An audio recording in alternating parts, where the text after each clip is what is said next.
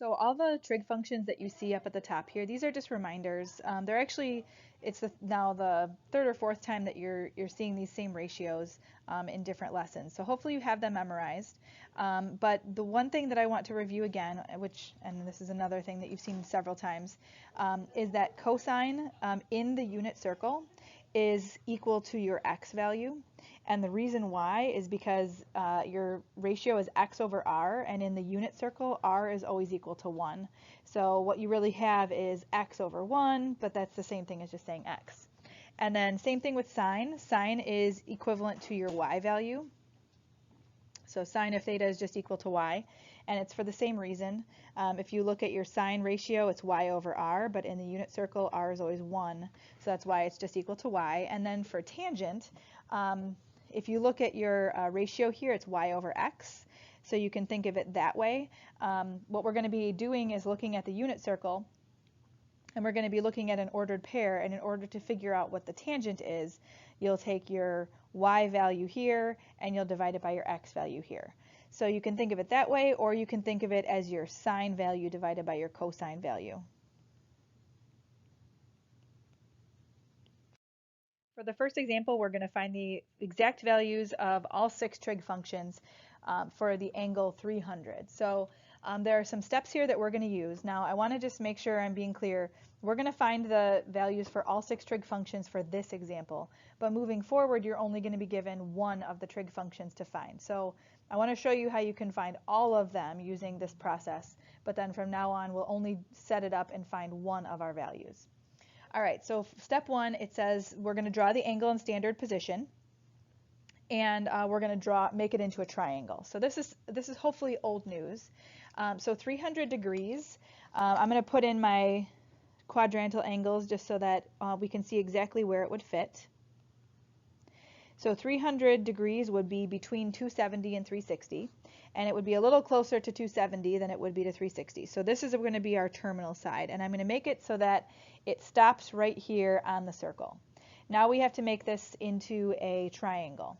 So what I'm going to do now is I'm going to draw a perpendicular line to the x-axis, and that makes our right angle. So now we have our right triangle. So what I did is I drew this angle that's 300 degrees, so that's what this is here. But then if you look, the angle that's actually inside the triangle, the one that we're really going to be using, is going to be our reference angle. So remember that in order to find our reference angle, we're going to take the terminal side, we're looking at the terminal side of our angle, and what's left over getting to the x-axis. So this is like what we talked about in the previous lesson. This is our alpha, or our reference angle. Because we're in quadrant 4, we're going to be doing 360 minus our angle. So if I do 360 minus 300, that gives me 60 degrees. So that means that my angle right here is 60 degrees. So that was step 2. Now we're going to go through and label the sides of the triangle. And one thing that you need to make sure you remember is that our r, the radius of our triangle, or the hypotenuse of the triangle, is always going to equal 1 because we're in the unit circle. Now the other sides of the triangle, if you wanted to go through and figure out what they are, you could, but hopefully you have it's somewhat memorized, or that you at least kind of remember when we're looking at the special right triangles what those sides are. So across from the 60-degree angle is always going to be the square root of 3 over 2. And then down here, which it's not labeled, but I'm going to label it, would be our 30-degree angle. And across from that angle is always going to be 1/2. The only other thing we need to be careful about here is that if I was going to write this as an ordered pair, which I will, our x value would be going to the right, so it would be positive, but then our y value is going down. So over here on the side of the triangle, I'm going to make sure that I label this as negative square root of 3 over 2, and then I'm going to do the same in my ordered pair. Okay, so now from here, we can use the trig ratios. You should have them memorized at this point. We're going to write out our answers, and then we're going to figure out what all the different ratios are. So we talked about in the previous slide how the sine is equal to the y value. So instead of doing anything with ratios, I'm just going to go over here, and I'm going to look at my y value, which is negative root 3 over 2. So now we're done. Now I'm going to go to cosine. Remember, cosine is always going to be whatever the x coordinate of your point is. So I'm going to look at my x coordinate, which is this thing right here, which is positive 1/2. Now for tangent, if you remember that tangent is y over x, I can take my sine value, which is negative square root of 3 over 2, and divide it by my cosine value, which is 1/2. And now because I have one of these complex fractions, I'm going to take the top fraction and multiply it by the reciprocal of the bottom fraction. So I took 1/2 and I flipped it over to make it 2 over 1. These 2's here cross cancel. So all I have left is negative square root of 3. So that would be my final answer for tangent of 300. And now we're going to do the exact same thing with cosecant, secant, and cotangent, but we can use our answers for the other two, or for the other three, to figure those out. So if I'm going to take my sine answer and flip it upside down, it would still be negative, and I would have 2 over the square root of 3. I have to rationalize the denominator, so I'll multiply by the square root of 3 over itself. And then what I'd have left is negative 2 square root 3 over 3. So that's my answer for cosecant. Secant is going to be considerably easier. If I flip 1/2, it becomes 2 over 1. But because there's a 1 in the denominator, I don't really need it, and my final answer is 2.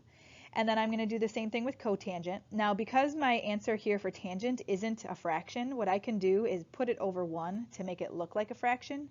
That way, when I flip it, I can see both parts of the fraction.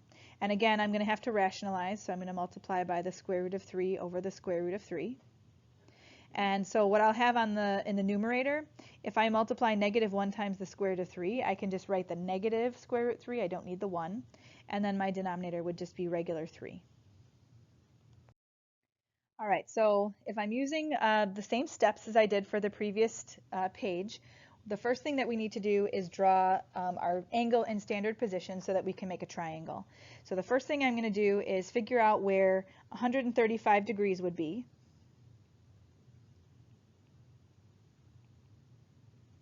So 135 degrees is actually exactly between 90 and 180. So I'm going to draw my the radius of my circle so that it hits the circle halfway between 90 and 180. So this is my actual angle. This is the 135. And then I need to make that into a right triangle. So I'll be dropping a vertical line down to the x-axis, and that creates my right triangle. Now, in order to figure out what my reference angle is, so that's going to be the angle that goes in the triangle next to the origin, I'll be taking 180 and subtracting my angle, which is 135, and my reference angle is going to be 45 degrees. So this angle right here is 45, which also means this angle is 45. Now that we know what the triangle is, we have those memorized sides that we talked about a few lessons prior, where we can figure out what the sides are. In the unit circle, radius will always equal 1. And in a 45, 45, 90 triangle, each side is always going to be the square root of 2 over 2. Now, if I was going to make this into an ordered pair, I would be going left and up. So that means my x value should actually be negative. So negative the square root of 2 over 2. And then my y value is positive because we're going up to get to that point. So now I'm looking back at the actual question, because we haven't really talked about that yet. It's asked us only to figure out what is the sine of 135. So I'm going to write this up here that the sine of theta is always equal to the y value. So if I look at the y value of my ordered pair, or you could look at the y value of your triangle, that tells me that the sine of 135 degrees is positive square root of 2 over 2. Now we're going to do the same thing for example 3. The catch is that now we are given our angle in radians. So if you look at our final answer for example 2, our final answer has nothing to do with whether or not the problem was given to us in radians or degrees. So for these problems, because I think most of us are more comfortable with dealing with things in degrees, it's okay for us to take the cosine of pi over 3 and change it into a different, not into a different problem, but to change it so that my angle is now in degrees. So hopefully you have it memorized that pi over 3 is the same as 60 degrees. So instead of having to worry about, doing all of my quadrantal angles in radians, we can just switch it to degrees. So the next thing we need to do is draw our angle. So I'm going to put in all of my quadrantal angles. And 60 degrees is actually in quadrant 1. So what we're going to do is we're going to draw or 60-degree angle, so it would be a little bit closer to the 90 than the 0. And then I need to draw my vertical line to make my right angle. Now in quadrant 1, the reference angle and your angle are the same. So that means that the reference angle that we need, the one that's going to be in the triangle, is also going to be 60. We talked on the previous slide about what the cosine of 60 would be, but that was in quadrant 4. So now we're doing the same process, but we're in quadrant 1 now. So I'm going to label all my sides. So my first side that I can always label, the easiest one, is that the radius is always going to be 1. Across from the 60-degree angle is the square root of 3 over 2. And across from the 30-degree angle, or the other angle, is 1/2.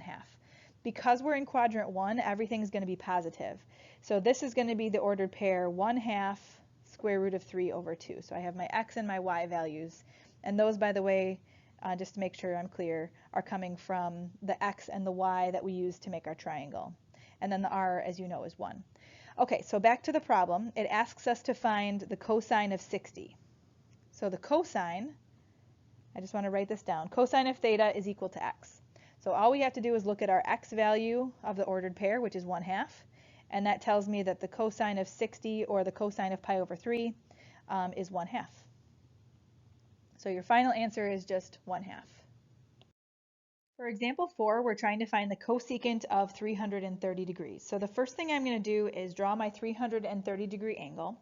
As usual, I'm going to draw in my quadrantal angles so that they are all listed and I can figure out where it fits. 330 degrees fits between 270 and 360, so we're in quadrant 4, and it's a little bit closer to the 360 than it is to the 270. So all the way around here, that's my 330-degree angle.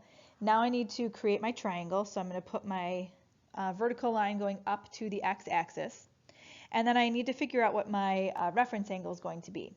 So to figure out my reference angle, because we're in quadrant 4, I'm going to take 360 degrees and I'll subtract my angle. So if I do 360 minus 330, it leaves me with 30 degrees, meaning that is my reference angle inside my triangle. The next thing we need to do is fill in all of our missing sides. So hopefully this is the part that you have memorized. We have a 30, 60, 90 triangle. This angle down here would be 60. And across from the 30-degree angle is always going to be 1/2. And across from the 60-degree angle will always be root 3 over 2. And of course, the radius or hypotenuse of our triangle is going to always be 1.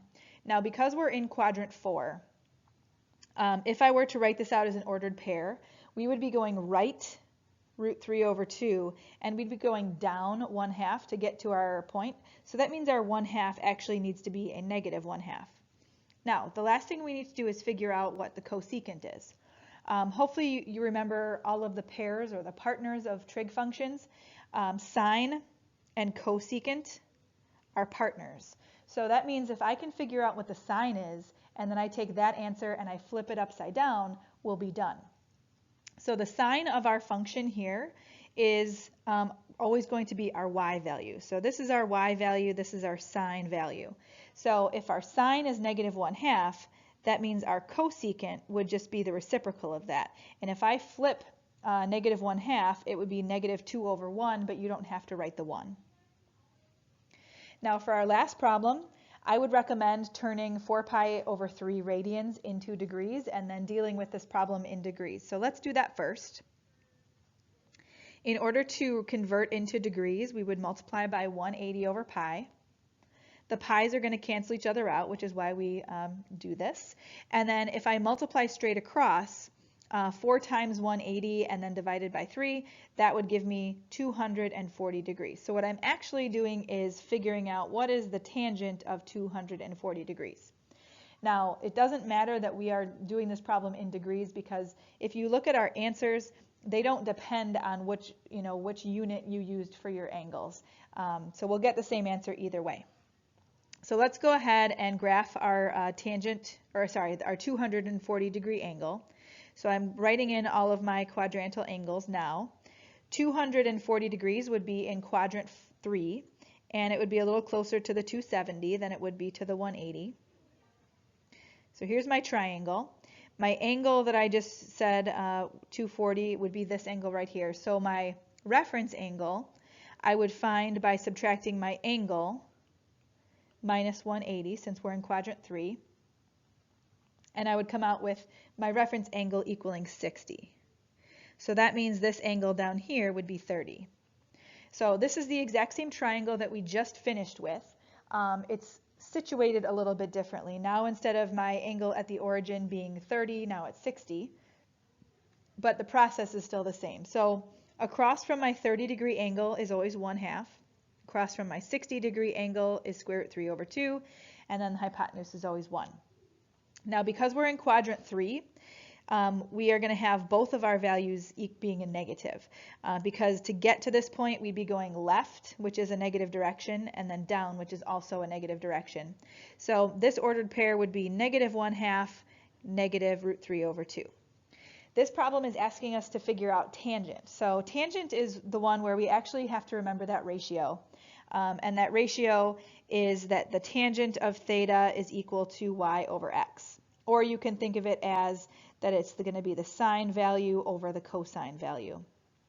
So in order to figure out the tangent of 4 pi over 3, which we know is 240 degrees, I'm going to take my y value, which is negative root 3 over 2, and that's coming from right here, over my x value, which is negative 1/2.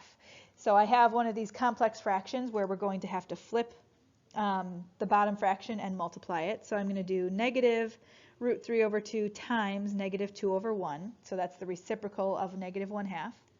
These 2's cancel each other out. And then because I'm multiplying two negatives, they turn positive.